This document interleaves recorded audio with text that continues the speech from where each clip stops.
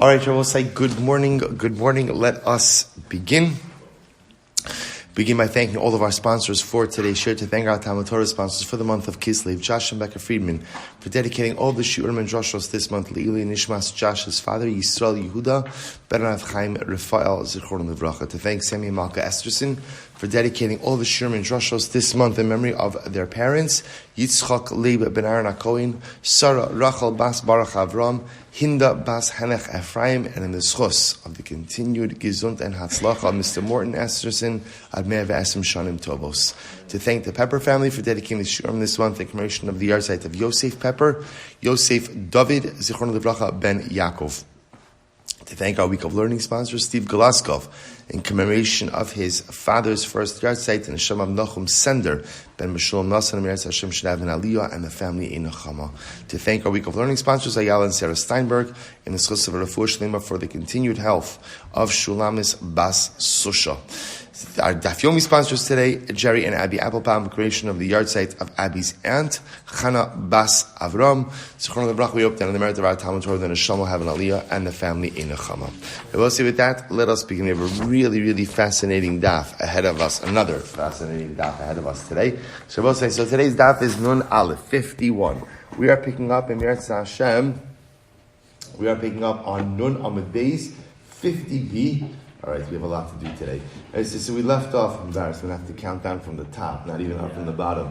So we left off 2, 4, 6, 8, 10, 12, 11 lines down from the top. Okay, but it goes quickly. So remember again, we left off in the middle of the story of the daughter of the Caesar and Rabbi Yeshua ben Chananya. So remember again in this story, so the daughter of the Caesar says to Rabbi Yeshua ben Chananya, how is it that someone so ugly is a repository for such an incredible amount of knowledge? So if you remember, we ended up, he gave her the mashal ultimately again of the earthenware vessels which go ahead and contain the wine. So the Gemara says, Va'ika shapirnu gemirin. So remember again, but she says back to him, but remember, there are good-looking people who are also wise. In other words, she said to him, what's the pshat? In other words, according to your logic, every wise person should be ugly. Right? So again, but there are good-looking wise people. So what's the pshat? So this is incredible. Amalei said back to her, you know what? If they were ugly, they'd be even smarter. Right? In other words, we'll say, so, and again, as we said in yesterday's daf, or Rabbi Yeshua, what Rabbi Yeshua ben Chananya was trying to highlight is that sometimes the person who doesn't have the good looks, by definition, that engenders a heightened sense of humility. And humility really is the key ingredient to life growth. Because when a person is humble, they recognize they have much to learn. When a person is humble, they recognize that they have much to accomplish, and that fuels a certain sense of growth. A person is not humble because they feel that they have certain things that make them great. By definition, it makes them, by definition, less receptive to growth and to self-actualization. Hahi, we'll say in an interesting Gemara, Hahi da asila kamed Rabbi Yehuda min Arda. There was a woman who came before Rabbi Yehuda of Nagda. Ladina, she came before Rabbi Yehuda for adjudication of a case. This chayavas min dina, and she was found kabul. She was found liable. So Amar le Shmuel Rabka hechi dina. So she said to Rabbi Yehuda, tell me, how would Shmuel your Rebbe have passed in this case? Amar la yedatle. So Rabbi Yehuda said, did you know my Rebbe Shmuel? Amar like, yeah, of course I know him. In Gutza, he's short. Verabba Krese, he's fat. Ucham, he's dark skinned. Verabba Shine, and he has long teeth. So I'll say, this was a pretty disparaging description of Shmuel. Amar le levazuye kasis, have you come here to embarrass my Rebbe? Tehabiahi isisa b'shamta. You should be, this woman, he's referring to a third person, this woman should be in excommunication. Paka umesa, she burst and she died. So again, what's the moral of the story? Obviously, don't make fun of Shmuel, right? That's number one. But I will say, but the idea over here also is like, we have to have respect for Talmidei Chachamim. That a Talmud Chacham ultimately, again, is the ambassador of HaKadosh Baruch Hu. The Talmud Chacham represents a living embodiment of Torah, and you have to be careful with the dignity of every single Jew. Alachas kama v'kama, the dignity of a Talmud Chacham must be preserved. So the Gemara goes back there. Umuter bebeitza turmitos. Well, so back to the Mishnah for just a moment. So remember again, our Mishnah told us that if a person goes ahead and the lashon was konam tafshil shani toim, right? If a person says, All right, konam tafshil. I'm not going to taste the tafshil. So the Mishnah went through what he's not allowed to eat. Then the Mishnah spoke about what's not covered by that neder. So what's not covered by tafshil? Beitza tormita. Well, the Mishnah's lashon is tormuta. So what's a beitza tormuta? It's actually very interesting. Mutar beitza tormita. My beitza tormita. What is a tormita egg? Amr Shmuel, listen to this. After the Avidah Shavi Alpha Dinari. So first of all, Shmuel says, by the way, an Eved who can go ahead and make for you a Beitza Tormita, he's worth 1,000, right? He's worth 1,000 dinarim. In other words, that's a valuable Eved. Or Ma'ayale, so we'll say, so how do you go ahead and make a Beitza Tormita? Listen to this. Or Ma'ayale Ilfa Zimli B'Maya Chamimi. You go ahead and you have to boil it 1,000 times in warm water. And then you go ahead and you soak it 1,000 times in cold water. Ad dinis zutra kihechi dibalase. The idea is, after all of this, the egg becomes so small that you can go ahead and swallow it in one gulp. In other words, you don't even need to chew it. You can just swallow it. Now listen to this. What's the chap of it? Vim isle kiva sarich Allah. So here's what's interesting. If a person is sick, what they would often do was they would swallow the beitza tormita. Now then what would happen is, whatever the illness was, would attach itself to the beitza. The kadnafka, then you would essentially regurgitate the egg. All of this is the egg whole. The kadnafka, the asya, yada asya my sama misbaile. So when the egg would come up, a doctor would examine the egg, and he'd be able to see, based on what was on the egg, what was ailing you. And based on that, he'd be able to go ahead and prescribe some type of medication. Or my missi, shmul hababadik nafshe bekulcha. So, okay, good. So I'll say that's the beitza tormita. See, interestingly enough, it's not a culinary dish. Right? Beitza tormita was more like a form of medicinal healing. It was a way, you know what it is? I'll say they were culturing the patient. In other words, it was a culture. So in other words, you swallowed it, whatever was going on inside of you would attach itself to the outside of the egg, right? You'd regurgitate it, and they would examine the egg after it came out of you, and based on that, they were able to prescribe medication. Quite fascinating. So Shmuel hababadik nafshe bekolcha. Shmuel used to go ahead and check himself with kulcha. So we'll say Rashi said, so the Ran actually says over here, look at the Ran, the kulcha, it's about 8 lines up from the end of the Ran, from the short lines. Lo yadati mahu. The Ran says, I don't know what kulcha is. I don't know what kulcha is. So apparently kulcha must be something like beitza tormita. So the Ran says, because Shmuel didn't know how to make a beitza tormita, or didn't have someone to help him with this, he would check himself for illness with kulcha. But again, apparently the process itself made him more ill. So it literally means that the women in the house would pull out their hair. In other words, he would be so faint from this that they thought he was on the threshold of death. So they literally would be pulling out their hair as a sign of mourning. Okay, so Shmuel would go ahead and check himself with this way, but apparently this way of checking himself compromised his health as well. Fine. So Tanan Hasam. Haya ose bechalufsin lo yocha b'no sheva lo yocha bechalufsin. So it's very interesting. Switching gears here for just a moment. When a worker is working with produce, the worker is permitted to go ahead and eat from that produce. I will say, this doesn't mean like you're working in a supermarket, you can start eating from. It means if you're working in the field and you're harvesting produce, you're allowed to eat from the produce you're harvesting. But you're only permitted to eat from the exact type of produce that you are harvesting. So for example, again, the Mishnah says over here, if you are working with kalufsin, you can't eat with benos sheva. I will say, the Ran says over here, kalufsin is a type of date. So it's very interesting. So if you're working with one type of date, you can't eat from the other type of date. Very interesting.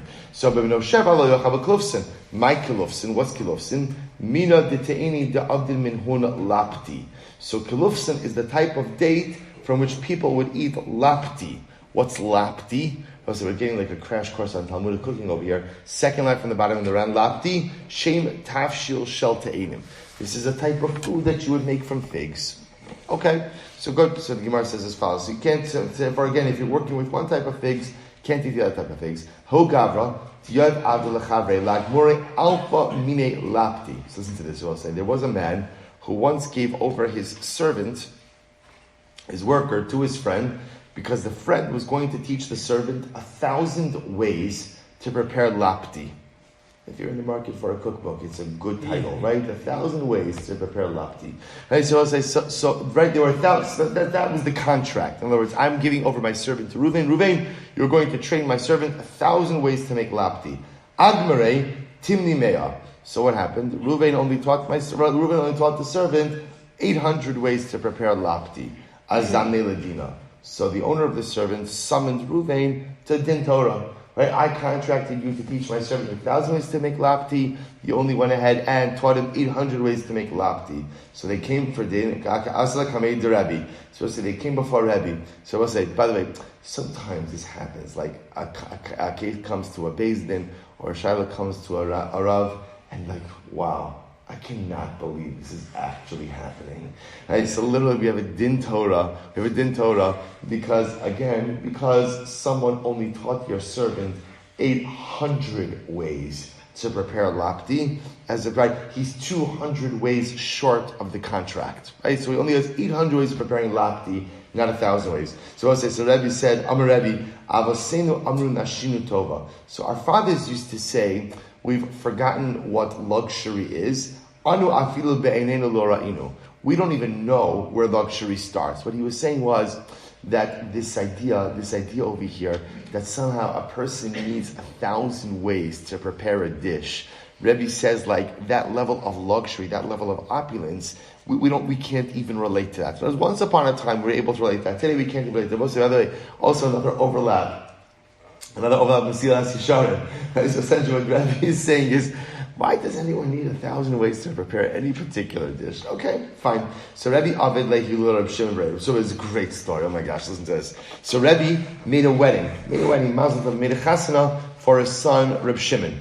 So both say, so now the part of the story that's missing over here, that the Hagos Vitziyunim on the bottom left-hand margin adds in is like this. What happened? So Velo Azamne Lebar Kapara. He didn't invite Bar Kapara to the wedding. Didn't invite Bar Kapara. So I was like, get ready for this. Get ready for this. So what happened? Kasav al Beis Ginana, Bar Kapara shows up and he writes graffiti on the wedding hall. Why don't we ever learn these Gemaras in school? Right? I would have paid so much more attention, right? In yeshiva, right? So Bar Kapara writes graffiti on the wedding hall. What does he write? Esrin va'arba alfen ribain dinarin nafka beis ginana dain v'lazami lebar kapara. Rebbe spent, I will say, it literally means 240 million dinarin on the wedding. Now, of course, that can't be true. But what the graffiti essentially said is, Rebbe spent, right, a whole truckload of money on the chasana, and he couldn't even invite Bar Kapara. And so it was like, remember, Rebbe, right? Rebbe is the nasi, so probably you can imagine everyone's at the chasana, everyone's invited to the chasana, right? Bar Kapara, is excluded. And he's like, you spent all of this money on the chasana, and you didn't invite me. So we'll say, so what happened? So the Gemara says, the unwritten part of the story is then Rebbe invited Bar Kapara. And I will say, the Pashtos, why wasn't Bar Kapara invited to the chasana? Why not? It was an oversight. It happens. See, I will say, more often than not, when people go ahead and quote-unquote wrong us, it's not because they have malicious intent. It's often because either they just weren't mindful of something, weren't paying attention to something, or overlooked something. That 9 out of 10 times, it's really like that. People are good at their core. They do not mean to be malicious or mean. Sometimes things happen that appear like they're malicious or mean. So Bar Kapara didn't have to start with the graffiti. He could have asked, but Lamaisa, again, he gets invited. I'm sorry, I skipped the part.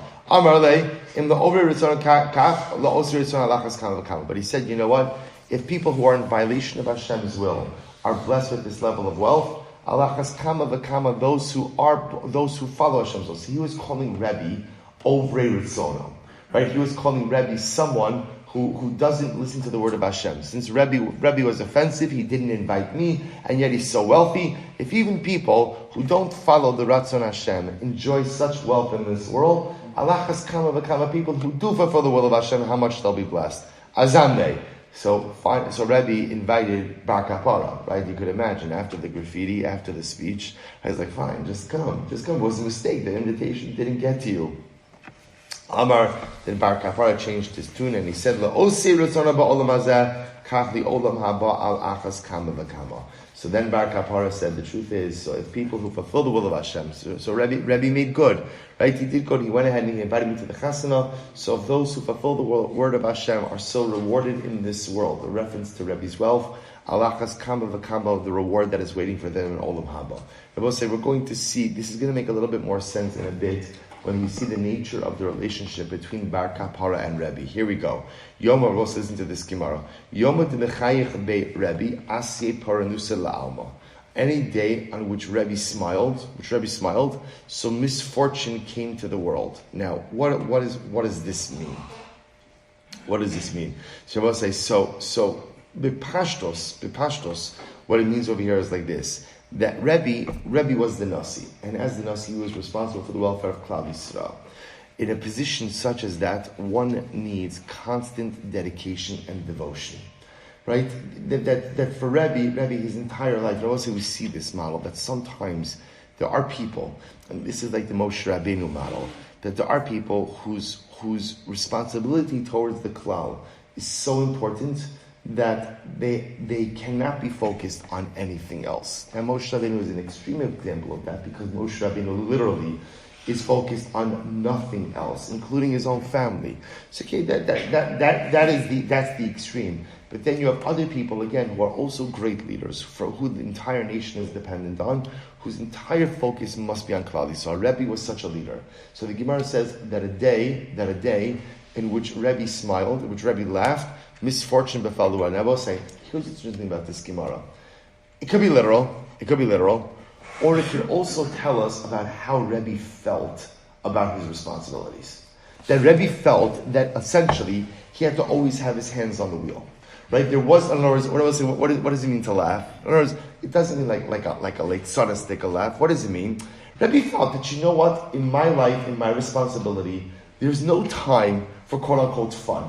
Right? There's no time for a smile. There's no time for a moment of levity. There's no time for a moment of lightheartedness. For me, it's all serious, all the time, always engaged, always focused. Because his perception was that were he to kind of lighten up a little bit for even just a moment, he'd be slacking in his responsibility. If I'm slacking my responsibility, something is going to go wrong. Something is going to go wrong. So watch this. So therefore he said, Amalei Bar Kapara, lo tibatchin v'havlach arbotin gariyechiti. So he said to Bar Kapara, if you don't make me laugh, I will give you 40 measures of wheat. So apparently again, Bar Kapara had the ability to make Rebbe laugh. So Rebbe made an agreement with him. Bar Kapara, and we'll say, by the way, if you don't make me laugh, I'll pay you. I'll pay you not to make me laugh. Which I will say, by the way, could also help maybe, the previous story, maybe Rebbe forgot to invite Bar Kapara, or maybe he purposely didn't invite Bar Kapara. Right? It could very well be that that's what happened over here. So in any event, he tells Bar Kapara, I'm going to pay you not to make me laugh. Amrlei, lech zeimar, top of non aleph, dechol girur devaina shakilna. So Bar Kapara is listening, Rebbe, here's the deal. If I don't make you laugh, I'm taking any amount of wheat that I want. That's what Bar Kapara said, right?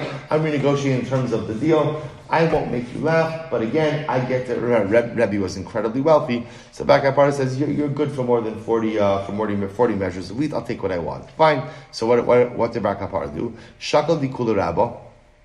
He took a large basket. Chafi b'kufra. He coated it with pitch. V'sachli areshay, and he went ahead and he put on his head. They're both saying, now what he did was he went ahead and he inverted it. He turned it over, and essentially he wore the basket as a hat. So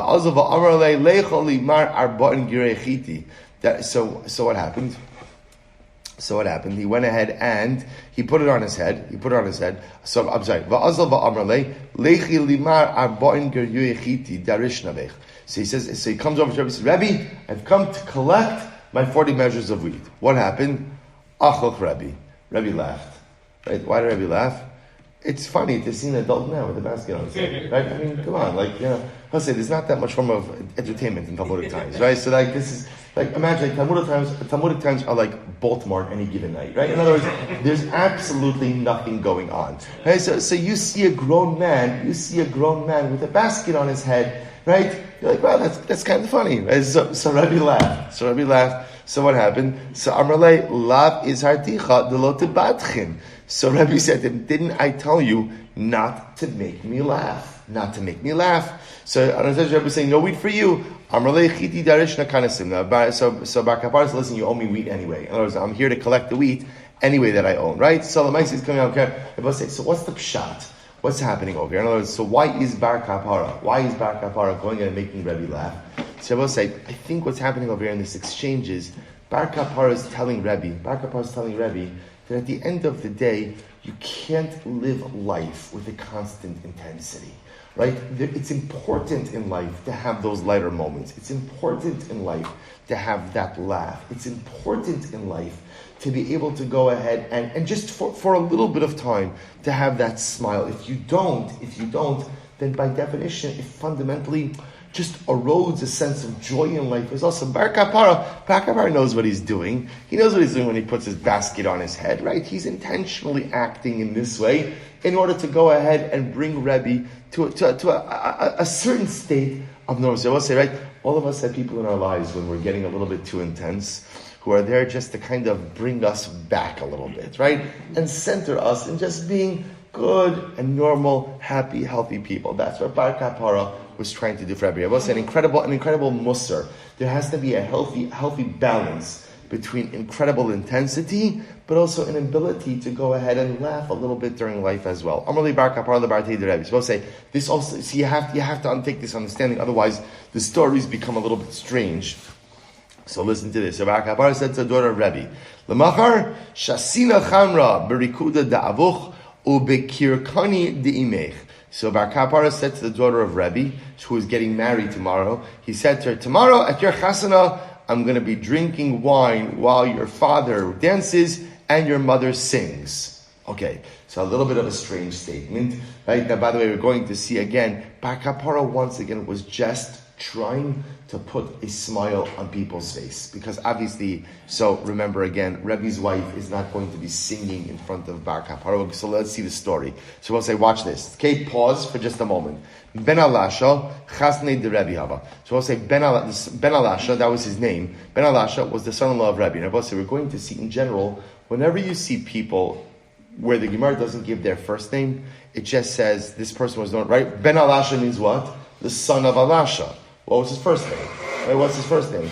So in general, whenever you see people who are identified that way, often that means that they kind of lived in the shadow of their father.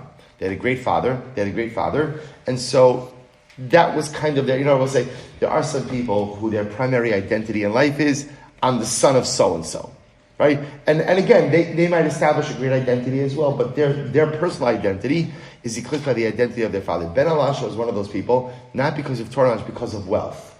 Ben Alasha came from a very, very, very wealthy family, as we're going to see in just a moment. He didn't generate the wealth. The wealth came from his father. So he was always known as, the son who inherited the wealth. He was a great man in his own right. But he was known as Ben Alasha, Chaznei Rebbe, he was Rebbe's son-in-law, Vashir Gadol, he was very wealthy, Vazamne Lebehi Lulei Rebbe Shimon Berebbe. So I'll say, he's at the chasana. I'll say, by the way, this is the previous chasana. He's at the chasana of the son of Rebbe Shimon Berebbe, right? At the son, ultimately, again, so there's a previous chasana. So Rebbe's marrying off his son. So now Ben Alasha is at the chasana of his brother-in-law. So we'll say, now watch this. So now Ben Alasha is sitting there. Bar Kapara, remember again, Bar Kapara graffitied, right? Then he got invited. So Lamai said, now he's at the chasana. Similarly, Bar Kapara the Rebbe. My toiv. So we'll say, so now they're at the chasana. Listen to this. So Bar Kapara says to Rebbe, what is the definition of to'eva? I will say, what's the context? V'ish asher yishkav es zachar mishkavei isha, to'eva asu shneim. If a man has relations with another man, so the Torah calls that act, that relationship, a to'eva. A to'eva. We'll say, how do we normally go ahead and translate to'eva? Abomination. Okay, so we'll say that's just an English definition. What Bar Kapara is asking Rebbe is, what is the etymology of the word? It's an interesting chasana talk, right? But Lamaisa, right? So what is the definition of to'eva? My to'eva, Amrlei. So I'm sorry. So called to Amrlei Rebbe, the hachinhu to'eva parchin Bar Kapara. Any explanation that Rebbe advanced, Bar Kapara refuted. So Amrlei par she'at. So we'll say, so Rebbe said, fine, Bar Kapara, tell me, what's the definition? We'll say, get ready for this. Amarle, tisi devischi tirmili natla. So Baruch Avraham says, here's the deal. I'll give you the definition, but you have to ask your wife to pour me a cup of wine. Or is that like a cup of wine? So ask him to pour me a cup of wine. Va'asis ram yalei. Va'asis ram yalei. So she came, right? Rebbe's wife came, poured Baruch Avraham a cup of wine. Amrali the Rebbe, kum rekodli. Okay, Rebbe, now I want you to dance for me. Right? Do a little jig, right? Do a little chasana dance. Right? So we'll say, so Baruch Avraham is saying, so I want a cup of wine. Have you pour me a cup of wine? Now that he has a cup of wine, Rebbe, if you want the answer, I want you to do a little dance for me. De'emar lecha. So de'emar lecha. So, and I'll tell you. So we'll say, so by the way, what is going on over here? So once again, if you understand the narrative of the relationship between Baruch Avraham and Rebbe, is that Baruch Avraham was the guy who felt that it was his job to put a smile on Rebbe's face. Right? And Rebbe felt he does not have the luxury of smiling. He doesn't have the luxury of laughing because his responsibility is so intense and overwhelming that he has to maintain a constant sense of intensity. And Baruch Avraham says that's not healthy. Baruch Avraham is the one who says, no, Rebbe, there has to be the lighter moments of life because otherwise you just get swallowed up by the enormity and the heaviness of life. So it makes sense then what Baruch Avraham is doing. So he says to Rebbe, what is it? Am Rachmana to'iva to'eh ata ba. Rabbi said this is so fascinating. He says to'iva doesn't mean abomination, but rather to'iva is a contraction. To'eh ata ba. You're making a mistake. Rabbi said, take a look at the Ran for just a moment. The Ran in the short lines, in the thinner lines, is 4 lines. In to'eh ata ba shemaniach mishkavei isha. You're going ahead and leaving a woman and instead going to a man. So we'll say, by the way, it's so fascinating. So to'iva, we always translate as such a sharp word, calling something an abomination. Instead, what is HaKadosh Baruch Hu saying to the person who engages in these practices? You're making a mistake. So we'll say, by the way, it's such a softer lashon. It's so fascinating. And I'll say, I just want to point out, again, things like this, just we're honest, we struggle with this because certainly in society, again, so now all types of relationships are acceptable. And the truth is, again, we recognize, especially in the frum world, that a person struggles. This person struggles with who they're attracted to is a legitimate struggle. It's a struggle that HaKadosh Baruch Hu implanted in a person, right? Often, a person often doesn't choose to be a certain way, so a person struggles with this. So again, Torah is Torah, and HaKadosh Baruch Hu tells us certain relationships are permitted, other relationships are prohibited. We don't have the ability to change Torah. We don't have the ability to change the definition of marriage, no matter what laws are passed, right? In other words, halach is halacha, halach is immutable, and our standards are our standards. That being said, there always has to be a sensitivity towards every person, towards every single person, no matter what no matter who they are, what they are, or what they struggle with. But it's also interesting how a word that often we translate as abomination, which is such a strong word, HaKadosh Baruch Hu translate as it's a mistake. To'ah ataba. You're mistaken in what you're doing. I'm just pointing out how even HaKadosh Baruch Hu sometimes models for us a softer approach in dealing with certain things. Just a fascinating idea. Okay, To'ah ataba. L'kasa, so I'll say, watch this. L'kasa achmina. Baruch Avraham then wanted a second cup of wine. He wanted a second glass of wine. So what did he say? A second glass of Amarle, my tevel. So he says to Baruch Avraham, what's tevel? And I will say, it's interesting. Why he's choosing these things, I don't know. Tevel, I will say, again, is the pasuk is, B'chol behema lo sitin shechaftecha l'tama ba, v'ish lo sam lifnei behema l'riva tevelhu. A woman should not engage in bestiality. And if she engages in bestiality, it's a tevel.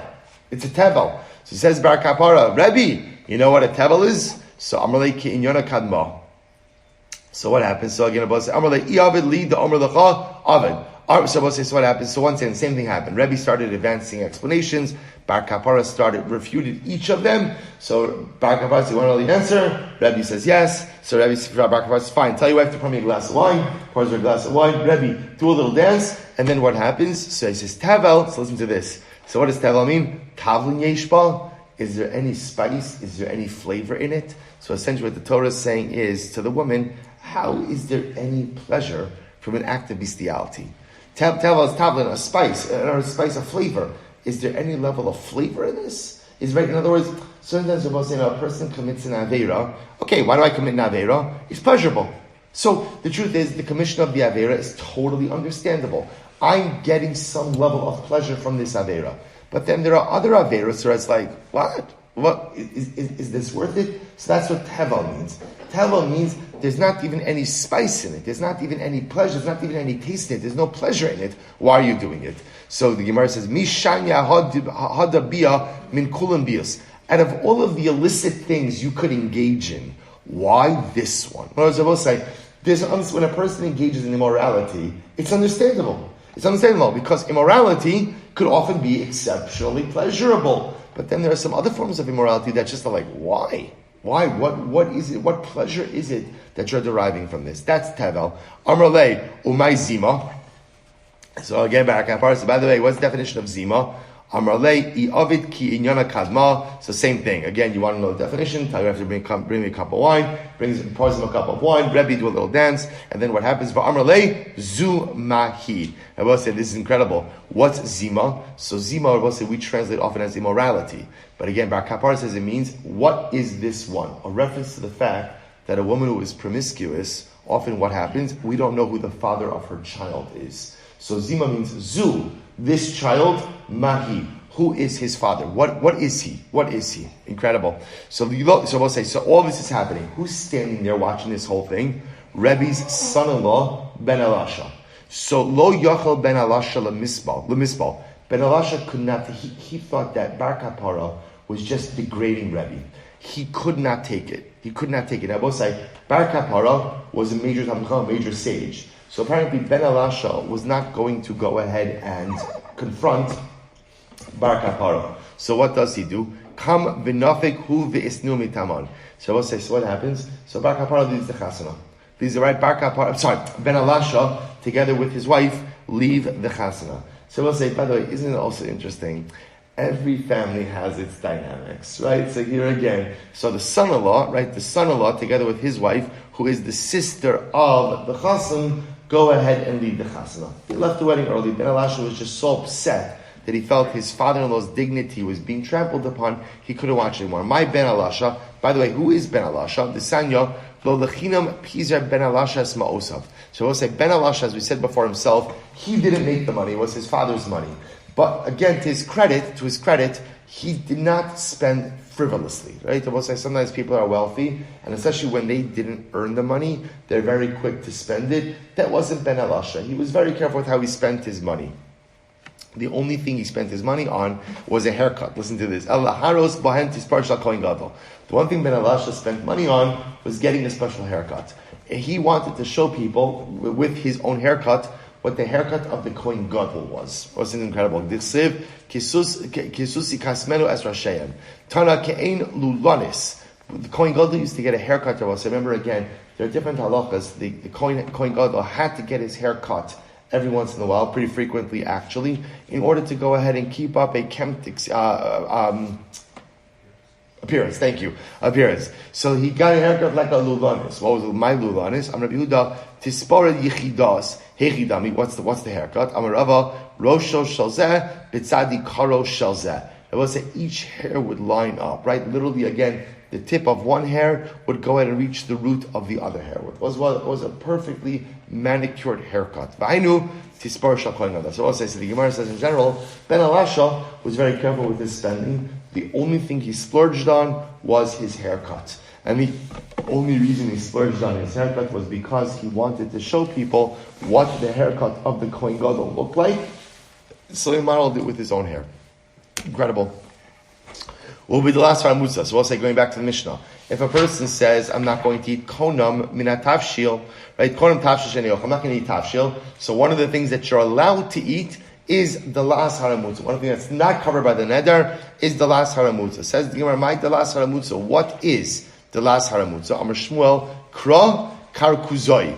It's a karkuzoi kra. Now what this means? A gourd from karkuzoi. It's from a place. Rav Ashi, no, the last hatuna remes. Rav Ashi says, no, it refers to a gourd that is cooked by essentially burying it in coal. So we'll say, so the machlokes here between Shmuel and Rav Ashi Shmuel says that the Dalas Haramutza is a specific type of gourd from a particular type of place. Rav Ashi says, no, it's a gourd which is prepared in a certain way. Says Mar Israel Rav Ashi. So Rabbeinu brought a kasha on Rav Ashi. Rabbi Nechemi Omer Dalas Aramis he Dalas Hamitzris. So the Aramean Dalas is the same thing as the Egyptian Dalas. Kilayim im hayevonis. It's ultimately considered to be a forbidden mixture together with the Greek Dalas. So the Gemara says Kilayim im haramutza, and that's all considered to be Kilayim. We'll say Kilayim means two things you can't mix together with Dalas Ramutza. So we'll say, what do you see from here? You see from here from the fact that Dalas Haramutza is in a conversation about Kilayim, means that what? Dalas Haramutza doesn't refer to a gourd prepared in a certain way. Rather, what does it refer to? A specific species of gourd. And therefore, Yisrael say that Allah Shmuel is correct, Rav Ashi is incorrect. Tiyufta, this indeed refutes the view of Rav Ashi. Good. Mishnah. Hanoda mimais kedera. It was a very interesting case. Continuing on our same conversation. I make a neder that I'm not going to get benefit from maisa kedera. Now I will say, how do we normally translate maisa kedera? So anything made in a pot. But remember again, anything made right in a kedera. So we'll say, remember again, what we've seen is, when it comes to Nedarim, how do you define a neder? B'nedarim halcha achar lashon b'nei adam. A neder is always defined by the way people speak. How the people speak. So therefore, I know maisa kedera, ein aser ela mimasa rischasa. I will say you are only asert from things which are boiled, or really boiled excessively, as we'll see. Amar, again, we'll define what that means. So Amar konam hayor l'kedera. If a person says konam, right, I'm not going to eat anything that goes into the pot. As shanitoim, asher b'chol and asa b'kedera. In that case, I'm asr on anything that is made in a pot. So we'll say, see over here, if you see konam mimaisa kedera, maisa kedera that refers to those things which are boiled excessively. On the flip side, if I say, I won't eat konim hayored kedera, I won't eat anything that goes into the pot, ultimately, again, that includes everything or anything that is prepared inside of a pot. Incredible. So Tanya, hanoder min hayored kedera, if a person makes a neder that I'm not going to eat that which goes down into the pot, asr biyored le'ilfis. You're not allowed to eat that which is prepared. We'll say ilfis is a griddle or a frying pan. So often, the way they used to go out and prepare things on a griddle or a frying pan was often first you would boil it, right? You cook in a kedera, and then you would go ahead and fry it or griddle it. I don't know if that's a verb, right? Fry it or griddle it. So therefore, I will say, if you make a neder, then I'm not going to eat that which is yard into the kedera. That includes ultimately again asr the elfis. Shekvar yard the kedera kodem shiar the elfis. Yard the elfis. On the other hand, if you make a neder, ultimately, again, for the elfis, mutibir the kedera. Ultimately, again, you could eat that which goes into the kedera. Minase bekedera muter. Minase kedera muter. Benase beelfis. Minase beelfis muter benase bekedera. Good. So fine. Hanodim the tanner. Supposed to what happens if a person makes a neder that I'm not going to eat that which goes into the oven. Ein aser ela bepas. You're only aser to eat bread. To eat bread. So we'll say that, in other words, the lashon of yorei the tanur, that which goes into the tanur, that only asers bread. V'im amar kol ma'ase tanur alai, but if a person says anything made in an oven is aser upon me, aser b'chol hanasin b'tanur. Ultimately, again, I can't eat anything made in an oven. Good. Amud beis. We'll say, here we go. Mina kavush. What happens if a person makes a neder? I'm not going to eat anything. I will say now, kavush, I will say, means literally pickled or preserved. Pickled or preserved. So I make a neder, I'm not going to eat kavush, ein asr mina kavush shal yarek. I will say you're only asr to eat pickled vegetables. What's the logic over here? What's the logic? So again, I will say once again, by Nedarim, we go after the way people speak. So generally, when people speak about pickled items, if they don't qualify their terms, what are they referring to? What are they referring to? Pickled vegetables. And therefore, if you say, I make a neder not to eat from the kavush, ultimately, again, I can't eat from pickled vegetables. Kavush sha'ani toeh. But if I say, I make a neder, I'm not going to taste anything pickled, then asr b'chol hakvushim. Ultimately, again, I'm asr in all pickled items. Mina shalok. If I make a neder, ultimately, again, not to eat. Now, we've seen this term before. Shalok ultimately refers to undercooked items. Right? If I make a neder not to eat undercooked items, so So we'll say in general, again, the term shalok, so we'll say, what you begin to see is this distinction between just kind of naming kavush, shalok, versus the lashon of kavush sha'ani toeim, anything I taste. So I taste, by definition, is a more expansive category, versus just naming the item is more limiting. So again, let me go back for just a second. So if I say kavush, I take an idea to eat kavush, that refers to pickled vegetables.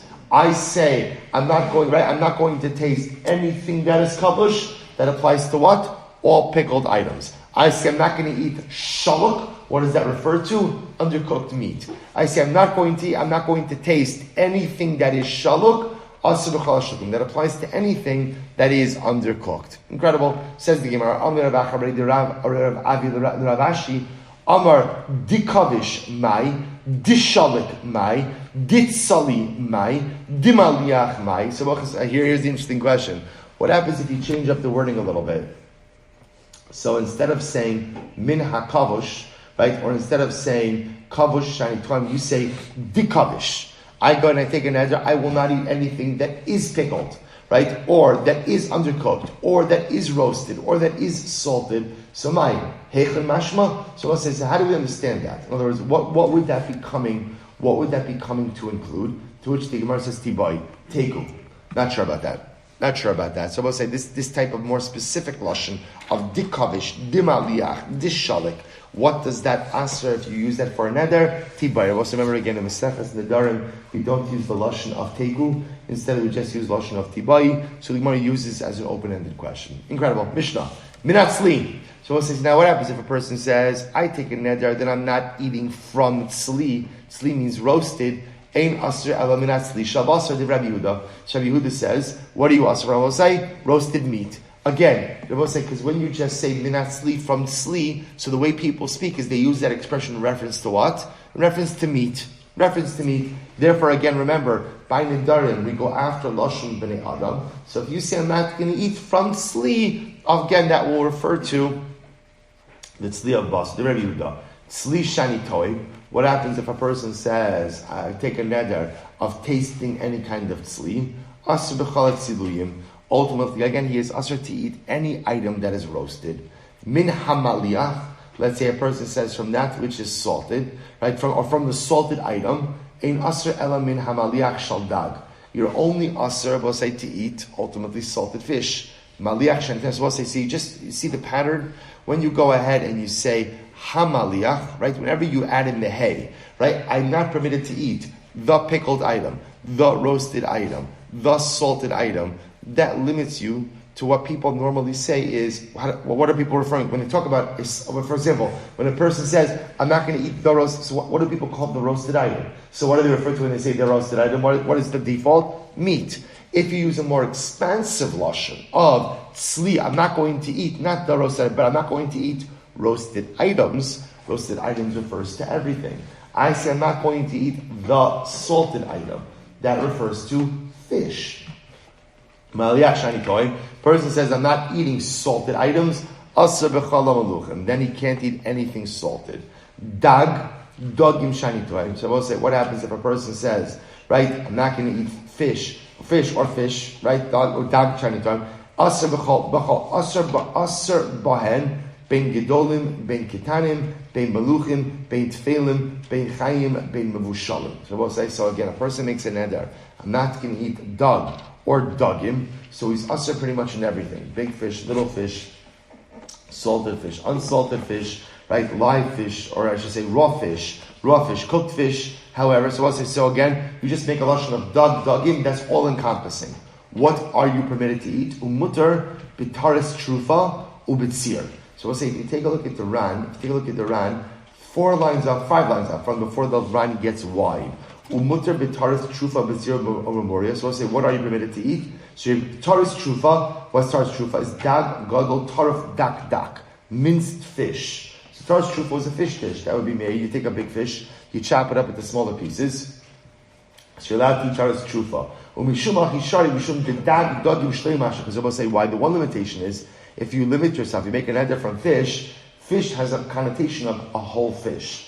Taris trufa, by definition, is minced fish, cut up fish. And therefore, again, it is not problematic. And therefore, again, I will say, similarly, again, Sir shel dagim means fish brine. That I'm allowed to eat. And muryas. We'll say muryas, remember again, was a dish that was made from fish kishkas together with flour. That also is one. So the idea over here is dagim means a whole fish. So that includes, again, whole fish, big fish, little fish, salted fish, raw fish, cooked fish, whatever it is, but it doesn't include any dish made with minced fish or cut up fish. Hanodam, I mean, that's sachna. What happens if a person says, I'm not going to eat sachna? Ultimately, again, the Mishnah says, asr b'taras trufa, umutar b'tzir ubamorias. You're not allowed to eat. You're not allowed to eat taras trufa, which is the minced fish, but you can eat fish brine and the murias dish. If you take a look at the Ran again, I know them in at Sachna. So ultimately, again, Sachna is dagim kitanim harbe maluchim. So Sachna, I will say, is a lot of small fish that ultimately, again, were prepared in salt. So if you go and you make a neder not to eat Sachna, you're not allowed to eat the small fish, but you can eat these other items. Hanodim taras trufa. I will say, if a person says, I take a neder not to eat taras trufa, which is minced fish, asr b'tzir ubamorias. Not only can you not eat taras trufa, but you also can't eat what? Fish brine, as well as the morias dish as well. Alright, the say shkoyach. Good, we made good ground today. Great job. So we'll stop here for today. Tomorrow. Shkoyach.